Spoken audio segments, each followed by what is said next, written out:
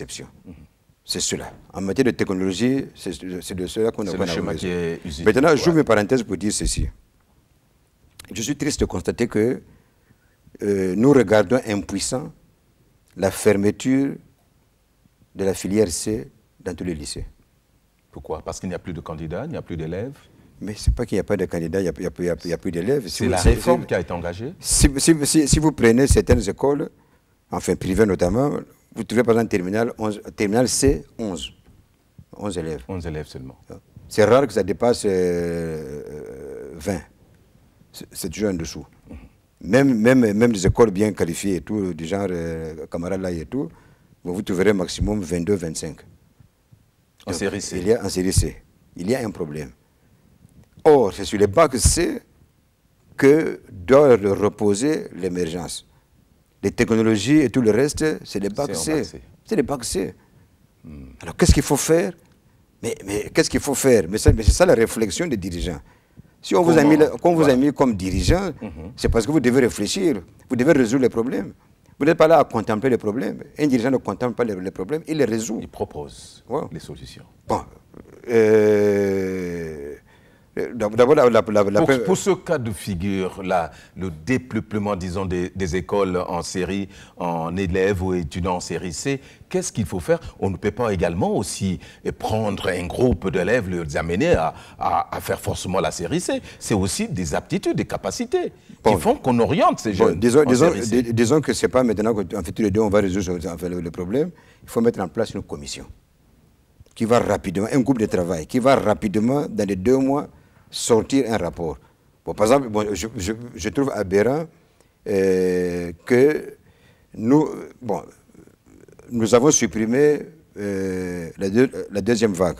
C'est-à-dire qu'il n'y a que l'écrit, il n'y a plus de preuves orales. Très bien. Mais pour ceux qui sont au bac C, est-ce que c'est normal qu'on leur exige 10? Est-ce qu'on ne pourrait pas descendre à 9? Parce que? Non, mais c'est le bac C. C'est pas la même chose que les autres. La particularité se situe à quel niveau? C'est des élèves, ils font le même bac. Bac A, bac B, vous avez SVT, vous avez mathématiques. Bon, et puis les épreuves. Oui. Cette année, je me suis amusé à regarder les épreuves et je constate qu'en mathématiques, il y avait environ 6 questions, mais qui dépendaient de la première question. Donc, toutes les autres questions. Donc si vous avez raté la première question, le reste c'est fini. Mais est-ce que c'est normal qu'un enseignant ait conçu un tel sujet? Bon, moi je suis enseignant de carrière à l'université depuis maintenant 37 ans. Je prévois toujours, mettons 8 points pour l'élève moyen. Les 12 points qui restent, c'est par gradation aussi. Ça, il y a 4 pour celui qui est un peu plus ancien, plus ancien, voilà. Bon, mais je ne peux pas concevoir un sujet uniquement que pour les cracks. Non. Ça n'a pas de sens. Donc c'est tout ça qu'on doit regarder. J'ai dit, ce n'est pas ici qu'on va résoudre ce problème. Et puis vous avez le cas de la Côte d'Ivoire où on dit, bon, il y a le baccalauréat, c'est vrai, mais le futur bachelier vient avec cette note de classe. Donc votre moyenne de classe, ça vous suit. Au-delà du bac. Comme ça, comme ça, ce qu'on appelle bac, c'est l'examen, mais qui va compter à 60%, mais 40% c'est votre note de classe. Voilà. Là, ça diminue aussi le phénomène que nous avons, où quelqu'un a 5 de moyenne en classe, et puis après, bon, il est admis, on est surpris, et après on apprend que, bon, ben, il y a eu ceci, il y a eu des magouilles, il y a eu machin, bon. Allez, ça c'est le premier E, éducation. Éducation. Le deuxième, c'est l'épargne. Alors, si on demande aux Congolais d'épargner, ils vont vous dire que ce n'est pas possible. Taïwan a réglé le problème, elle dit sur votre revenu mensuel, on enlève 10%. Et ça va alimenter... Oui, l'épargne, pourquoi? Pour financer quoi? Pour financer les investissements. Donc les citoyens participent au financement de l'investissement. Bon, en principe, ce n'est pas comme ça que ça devait se poser. C'est-à-dire que si vous avez 10% de votre épargne en banque, c'est ça qui va être utilisé pour l'investissement. Mais comme vous n'avez votre compte en banque, il n'y a rien, ça faisait rouge, débiteur. Donc de débiteur, ou alors bon, c'est équilibré, bon, c'est zéro, fini. On dit, bon, finalement, chez vous, R, revenu, égale consommation. Alors que ça devait être revenu égale consommation plus épargne. C'est ça qu'on devait faire. L'équation, ça devait être ça. Bon, maintenant, de manière volontariste, l'État décide que vous devez avoir une épargne. Donc ça devient une épargne obligatoire. On vous retire 10%. À la fin de l'année... 10%, c'est quoi? 10% de votre salaire? Oui, de votre salaire. Revenu? De votre salaire. Maintenant, à la fin de l'année, on vous dit, on vous a retiré les 10%, ça fait au total le temps, et on vous met un taux d'intérêt. Est-ce que vous voulez qu'on vous rembourse ou vous voulez remettre tout ça aussi en jeu? Parce que la phase suivante, on va encore prendre 10% et puis on continue. Mais on vous montre la contrepartie de votre épargne. C'est comme ça que Taïwan a bâti, a financé ces investissements. Difficile à réaliser dans un contexte comme ce... Mais si vous continuez à dire que c'est difficile, bon, là, maintenant, on arrête le débat. Un contexte sociologique. Non, alors, on arrête le débat. Oui. C'est-à-dire qu'en fait, Oui. si vous voulez que c'est difficile, c'est comme, comme si vous disiez que les Congolais sont difficiles et que dans le monde entier, ils sont particuliers. Alors il faut aussi les prendre avec des pincettes. Mais enfin, il faut savoir ce que vous voulez. Si vous voulez une omelette, vous cassez des œufs. Si vous ne voulez pas en casser, donc vous ne voulez pas l'omelette. C'est à vous de choisir. Troisième E. Troisième E, maintenant, c'est entreprise. Oui. Bien. Ça, c'est même les Kouani aussi qui avaient bien démontré ça. Tout État vit à partir de recettes fiscales et douanières. Mais ces recettes fiscales et douanières sont alimentées à plus de 80% par les entreprises. Et le reste, c'est les ménages et les administrations. Alors, dans notre pays, nous avons pris l'habitude de maltraiter les entreprises. Pire, si vous suivez les débats à l'Assemblée nationale, j'espère que celle qui va venir là va bien prendre ça en compte, vous n'entendrez pas le mot entreprise. C'est rare. Mais vous n'avez pas dit, vous avez dit que vous n'avez jamais entendu. Il y a des débats, oui. 5 ans de mandature, mot entreprise, zéro. 5 ans de mandature, entreprise, zéro. Vous entendez beaucoup de choses, mais pas sauf entreprise. Entreprise. Voilà. Alors, le président de la République, je crois que c'était en 2014, avait commandé une étude en disant, il avait choisi des ministres. J'avais participé aussi à cette étude. À ça à travers un des ministres. Il a dit, bon, en fait, il avait constaté que le miracle de la Corée du Sud est reposé sur les entreprises. Les entreprises nationales. Daewoo, Hyundai, Samsung. Est-ce que nous aussi, on ne pourrait pas avoir une nouvelle entreprise qui pourrait contribuer à faire que le secteur privé devienne fort et même aussi qu'il devienne le premier employeur. Vous voyez, par exemple, au Rwanda, Crystal Ventures, c'est un conglomérat d'entreprises entre les mains du FPR. Et Crystal Ventures est le premier employeur. Donc, c'est avant la fonction publique. Bon. Donc, il faut qu'on arrive à ce stade-là où, aux 60 000, bon, la fonction publique a recruté 60 000, mais le privé a recruté, par exemple, 200 000. 200 000. Voilà. Le plus grand marché. Alors, pour arriver à ça, il faut mettre en place des mécanismes. Un des éléments clés de ce mécanisme, c'est le plan d'affaires. Si nous commençons à vulgariser le plan d'affaires, parce que c'est le plan d'affaires qui réduit l'incertitude. Quand quelqu'un veut créer une entreprise, bon, il a peur.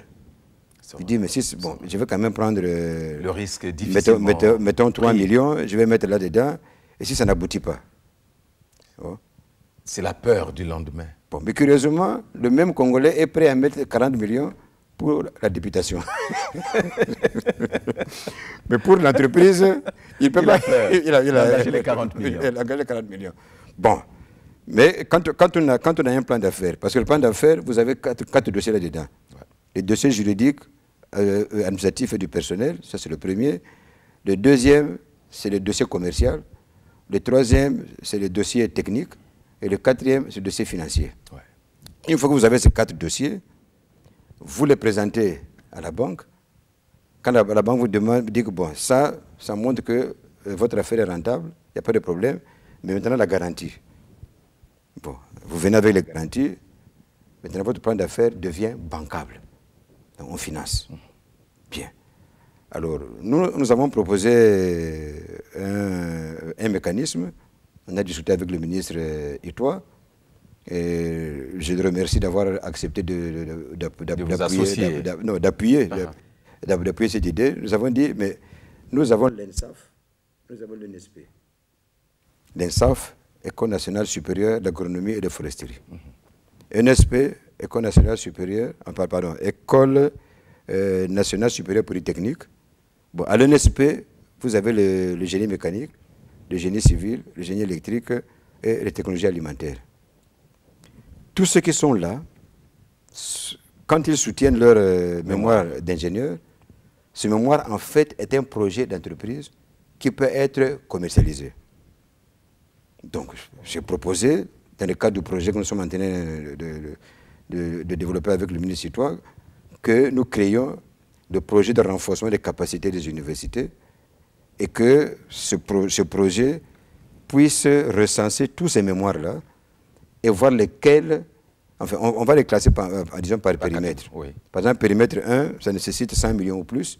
Périmètre 2, ça nécessite entre temps et temps. Et puis périmètre, bon. Et une fois qu'on a fait ça, maintenant, on recherche le financement. On recherche le financement et en même temps aussi, nous développons les plans d'affaires. On a mis une équipe qui est capable maintenant de développer des plans d'affaires. Les plans d'affaires, vous les développez avec les concernés, les porteurs de... Les porteurs de projets. Les porteurs de projets, oui. Oui. Donc on développe, mais après maintenant il faut trouver le financement. Bon, or le financement, dans notre pays, ce n'est pas encore possible.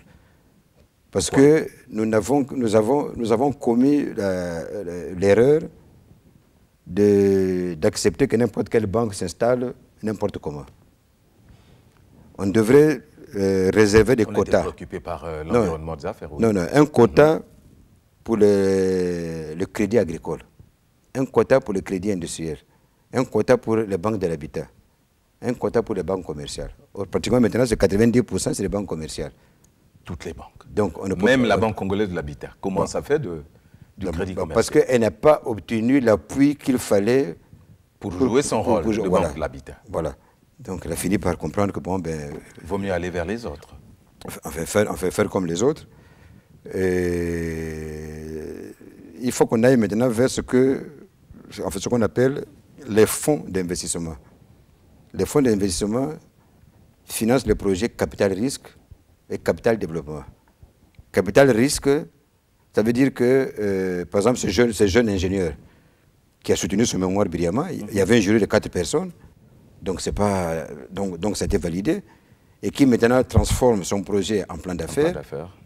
Bon, et quand il se présente devant la banque le renvoie parce qu'il n'a pas de garantie. Mais quand il se présente devant le fonds d'investissement regarde le projet et est même prêt aussi à prendre des participations. Ah, par exemple, lui, il pendant qui finance finalement, qui rend flou ce fameux fonds d'investissement? Ah, c'est pas le gouvernement. Non, c'est pas le gouvernement. Ça doit être avec des privés. Vous voyez, dans le cadre du partenariat public-privé, on trouve aujourd'hui on les appelle les plateformes financières. Avec une contrepartie de l'État, bien évidemment. Non. Là, l'État, c'est fini. Non, on n'a pas besoin de l'État là-dedans parce que dès que vous mettez les fonctionnaires quelque part, ils vont maintenant commencer à accorder le crédit à leurs copains, à leurs amis et tout ça, et puis tout le système est bloqué. Or, si ça entre les mains du secteur privé, on ne regardera que l'aspect rentabilité. Et c'est ça que nous sommes en train de faire aussi. C'est-à-dire rechercher des fonds d'investissement qui sont alimentés par ce qu'on appelle les plateformes financières, qui sont au niveau international. Et ensuite, vous créez carrément un système de marché financier. Mais non, ce n'est pas le marché financier. En fait, le système que nous mettons en place, c'est une stratégie endogène de relance de l'économie. Parce qu'au sommet, c'est comme un triangle. Ouais. Au sommet du triangle, vous avez le fonds d'investissement. À la base du triangle. À gauche, vous avez le PRCU qui a recensé les mémoires des ingénieurs qui ont soutenu à l'Université Madame le projet de renforcement des capacités des universités. Et maintenant, l'autre partie de la base, c'est la Direction générale des impôts.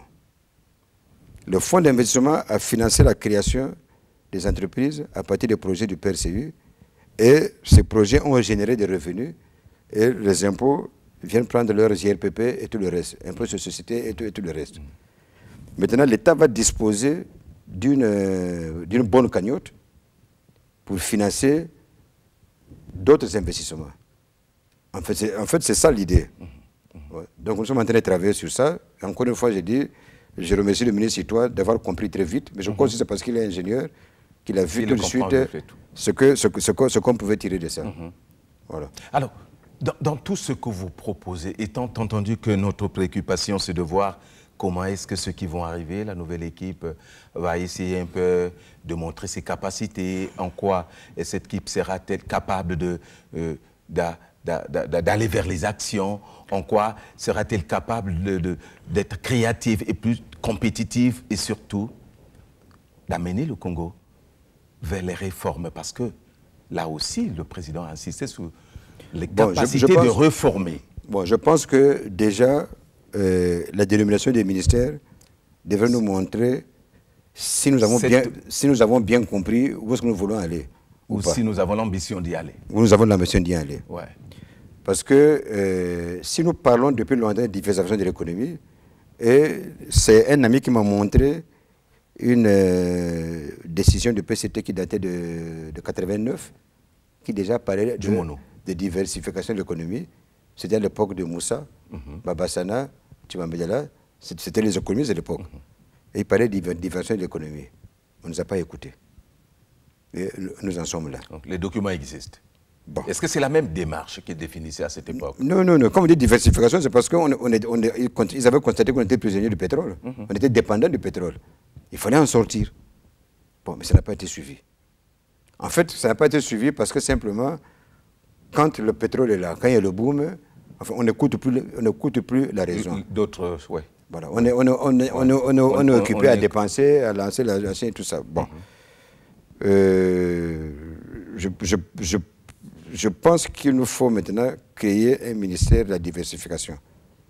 Le ministère de la diversification de l'économie et de l'emploi. Bon, là, le bonhomme sera coincé. Un peu comme aussi, je pense qu'il n'est pas bon de dire ministère de la fonction publique et de la réforme de l'État. Non, non. Il faut séparer. Il faut mettre ministre de la réforme de l'État et des réformes administratives. Là, il est coincé. Il va ministre de la réforme de l'État et des réformes administratives. Et donc, il n'aura qu'à travailler sur les réformes. Sur les réformes, oui. Ouais. Oui. Parce que si vous apprenez ça la fonction publique, il va passer 80% sur la fonction publique. Voilà, recruter, avancer, assigner les... Oui, mais il faut le comprendre, parce que c'est sur ça qu'on va le noter. Ouais. Alors que là, on leur dit bien que vous êtes un bureau d'études. Vous êtes payé. Bon, je me rappelle... le premier mandat de Bouni Yahi, je me trouvais au Bénin. On s'est battu pour qu'il crée le ministère de la réforme, des réformes administratives et institutionnelles, MRAI. Et c'est le premier pays en Afrique à avoir créé un tel ministère, qui ne s'occupait que des réformes administratives et institutionnelles. Bon, mais le ministre se plaignait. Il m'a dit que, mais Dr Kins, bon, à cause de vous, hein, de vos amis et tout, maintenant, je suis ministre de la réforme et tout, mais on ne me voit pas à la télévision. Je dis oui, monsieur le ministre, on ne me voit pas à la télévision, mais parce que vous, c'est les réformes. C'est un bureau d'études. Vous faites des réformes pour que les autres ministères puissent avancer. Oui. Ouais. Il m'a dit, ah oui, mais mon épouse me dit que les autres, on les voit, mais toi, on ne te voit pas. Et donc la composition, maintenant, l'État. Oui. Voilà, la composition toujours. Donc, réforme de l'État, réforme administrative, diversification de l'économie, le ministère de l'enseignement supérieur, de l'industrie et du commerce extérieur. Pourquoi adjoindre à ce ministère ces deux autres ministères? Le ministère de l'enseignement supérieur. Oui. Mais c'est parce que c'est là que nous aurons tous ces ingénieurs. Les pépites. Avec leurs projets. Oui. Et c'est ça qui va faire maintenant que nous puissions avoir une industrie nationale. Ouais. Donc, c'est ça l'industrialisation. Et après, maintenant, quand on dit industrie, mais l'excédent doit être exporté. Donc, le commerce extérieur.